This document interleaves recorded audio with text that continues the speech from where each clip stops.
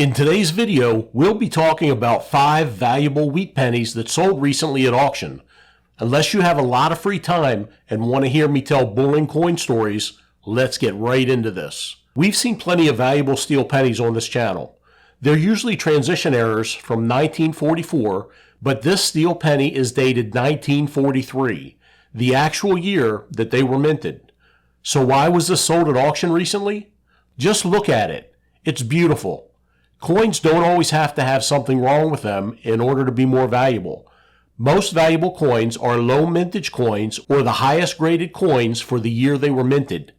This penny was graded mint state 66 on a scale from 1 to 70. Look at this coin closely. You're not going to find much wrong with this at all. This penny sold at Heritage Auctions recently for $89. Here's a 1938 San Francisco minted penny. It looks to be in really good condition, except for the dark specks all over the front of this wheat cent. The specks didn't have much of an impact on the grade. It came in at a mint state 67 red, a very high grade.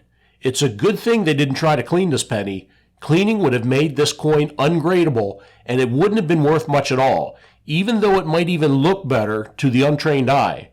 The back or reverse of the penny has a few blemishes on the back as well as some bag marks.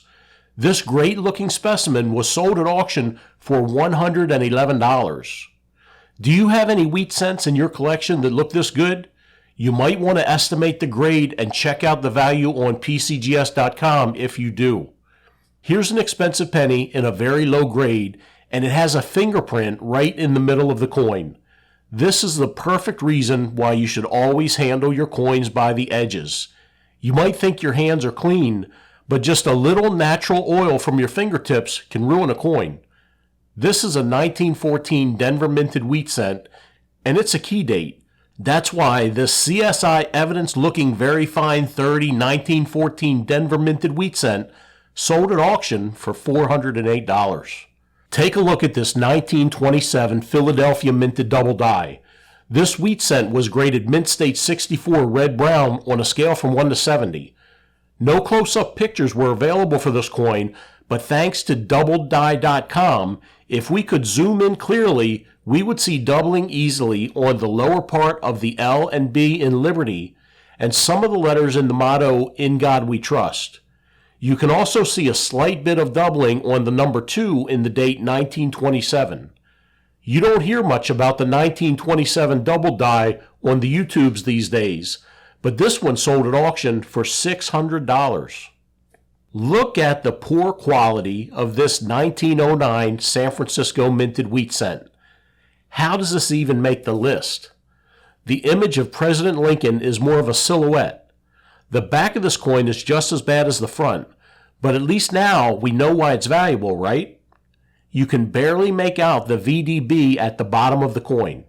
VDB are the initials of the designer, Victor David Brenner, and this makes the 1909 S really rare.